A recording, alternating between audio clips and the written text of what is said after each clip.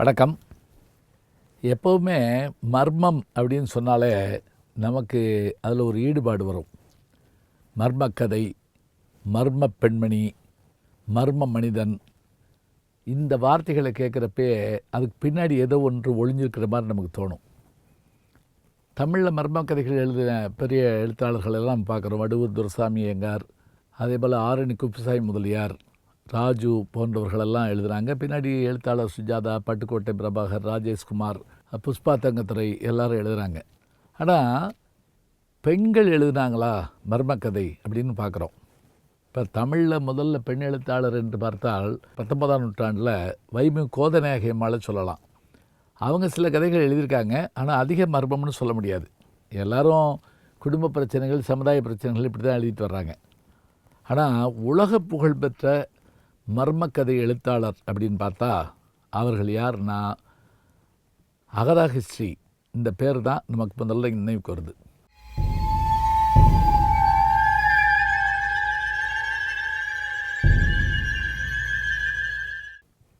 லண்டனை சேர்ந்த பெண்மணி.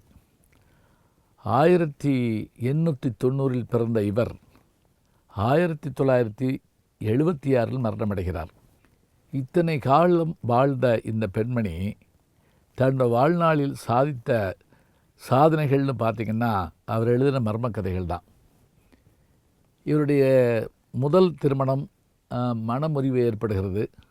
பிறகு மற்றவரோடு மணந்து கொள்கிறார். அந்த கணவரோடு அவர் பல நாடுகளுக்கு சென்று வருகிறார் கப்பல் மூலமாக. அப்படி அவர் செல்லுகிற போதெல்லாம் அருங்காட்சியகங்கள், பிரம்மாண்டமான அரண்மனைகள், பூந்தோட்டங்கள், மர்ம மாளிகைகள் இதெல்லாம் பார்த்துட்டு வர்றாரு. இந்த பார்த்ததனுக்கு விளைவாக என்ன பண்ணுறாங்க அப்படின்னா தன்னுடைய கதைகளில் பூரா இந்த மர்மங்களை அவங்க இணைச்சி எழுத ஆரம்பிக்கிறாங்க. இப்படி எழுத ஆரம்பித்து இவங்களுடைய கதைகளுக்கான வரவேற்பு, மிகுந்த வரவேற்பு இருந்தது. அதில் குறிப்பாக மவுஸ் ட்ராப் அப்படிங்கிற ஒரு நாடகம். இவங்க கதைகள் மட்டும் எழுதலை, நாடகம் எழுதுகிறாங்க. 1952 அது ஏறத்தாழ 2006 வரைக்கும் போடப்பட்டுக்கிட்டே இருந்ததுங்கிறாங்க. இப்போ நான் சமீபத்தில் லண்டன் போயிருந்தபோது கூட அந்த மவுஸ் ட்ராப் நாடகம் திடீர்னு போட்டு ஆரம்பித்து எல்லோரும் பார்க்க போவாங்களாம். அப்படி மக்களை ஒரு 100 ஆண்டு காலமாக இழுத்த ஒரு பெருமை அவர்களுக்கு தான் உண்டு.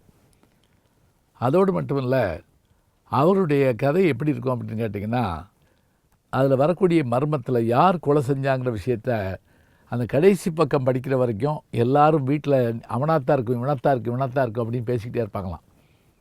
வானொலிகளில், பிபிசியில், பின்னர் தொலைக்காட்சிகளில், பிறகு சினிமாவா என்று எல்லாமாக வந்தது இவருடைய கதை தான். அதில் இவருடைய கதைகளில் வரக்கூடிய 2 பாத்திரங்கள், மிஸ் மேப்பிள், ஹெர்குல் பைரோ போன்ற பாத்திரங்களை வச்சுக்கிட்டு இவர் நிறைய விளையாட்டுகள் காட்டுவார். இதில் என்ன ஆச்சரியம் அப்படின்னா இந்த மர்ம கதைகள் சும்மா ஒரு சாதாரண கதைகள் தான் ஒதுக்கி தள்ள முடியாது.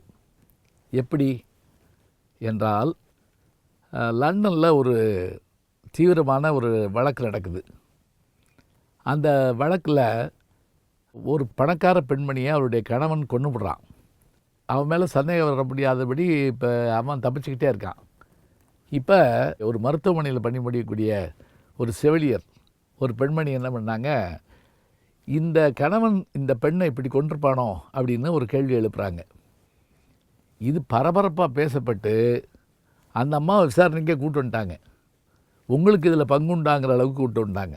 உடனே அந்த அம்மா ரொம்ப தெளிவாக சொல்லியிருக்கு, இல்லை இது அகதா கிறிஸ்டியினுடைய நாவல் ஒன்றில் வருது அப்படின்னு சொல்லிட்டு, எப்படி அந்த கணவன் கொண்டிருக்க முடியும் அப்படின்னா அவன் எப்போ பார்த்தாலும் மீனுக்கு போடக்கூடிய உணவு இறையை வாங்கிட்டு போவானா ஒரு கடையில். ஆனால் அவங்க வீட்டில் மீன் தொட்டியோ மீனோ கிடையவே கிடையாது. மீன் வளர்க்கலை, மீன் தொட்டி இல்லை. ஆனால் அவன் அடிக்கடி இது வாங்கிட்டு போயிருந்திருக்கான். இது ஏன் அப்படின்னு பார்த்தா இந்த மீன் உணவில் குறைஞ்ச அளவு, ரொம்ப குறைஞ்ச அளவு பாய்சன் இருக்கான். அதனால தான் மீனுக்கு உணவு போடுறப்ப பிறகு நல்லா கையை கழிக்கணும்னு சொல்கிறது. இந்த மீன் உணவை தன்னுடைய மனைவிக்கு அவன் கொஞ்சம் கொஞ்சமாக கொடுத்து ஸ்லோ பாய்சன் சிஸ்டத்தில் மனைவியை கொண்டுட்டு சொத்தப்புறம் அடைஞ்சிருக்கான். இந்த கதையை எடுத்து சொல்லி அந்த செவிலியர் கோர்ட்டில் சொன்ன உடனே அந்த கதையை எல்லோரும் திரும்பி படித்து பார்த்துட்டு அந்த கணவனை கைது பண்ணுறாங்க. அப்போ பாருங்கள் அந்த அம்மா எவ்வளவு ஆராய்ச்சிபூர்வமான ஒரு விஷயத்த எழுதியிருக்காங்கன்னு பாருங்கள். இவங்க இன்னொரு புனைப்பெயர்லையும் காதல் கதைகள்லாம் எழுதினாங்க. ஆனாலும் கூட இவர்களுக்கு பெரும் புகழை தந்தது இவர்கள் எழுதிய இந்த மர்ம கதைகள் தான் என்றால் அதுதான் உண்மை. இப்படி அகதாகஸ்டியினுடைய இந்த மர்ம நாவல்கள், நாடகங்கள், திரைப்படங்கள் இன்றைக்கும் போற்றப்படுகின்றன என்றால் அத்தகைய அளவிற்கு செய்திகளை உள்வாங்கி பயணப்பட்டு சிந்தித்து எழுதிய அகதாகஸ்டி இன்றைக்கும் எழுத்தாளர்கள் வரிசையில், மர்மக்கதைகள் எழுதுகின்ற பெண்ணெழுத்தாளர்கள் வரிசையில் முன்னணியில் இருக்கிறார் என்பதே உண்மை. நல்ல செய்திகளை நாளும் சிந்திப்போம், நாளை சந்திப்போம். வணக்கம். அன்புக்குரிய யூடியூப் நேயர்களே, நீங்கள் இன்னும் என்னை நெருக்கமாக பின்தொடர வேண்டும் என்று சொன்னால் ட்விட்டர், இன்ஸ்டாகிராம், ஃபேஸ்புக் போன்ற சமூக வலைதளங்களில் பின்தொடர்ந்து வாருங்கள். நாம் முன்தொடர்ந்து செல்வோம்.